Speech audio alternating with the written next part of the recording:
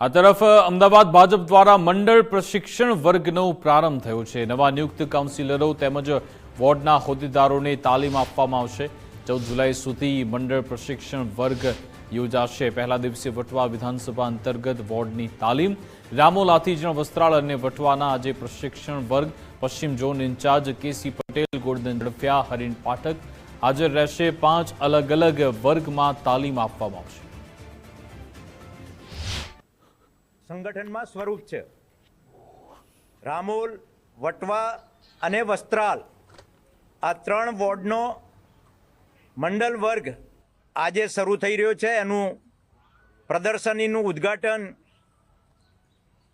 રાજેશભાઈ પટેલ, પ્રદેશના સંયોજક, માન્ય હરીનભાઈ પાઠક, આપણા પૂર્વ સાંસદ, પૂર્વ મંત્રી, પાર્ટીના વરિષ્ઠ આગેવાન એવા જ માન્ય ગોરધનભાઈ ઝડફિયા, પૂર્વ મંત્રી, પ્રદેશના ઉપાધ્યક્ષ અને અનેકવિધ જવાબદારીઓ જેમને સંભાળી છે।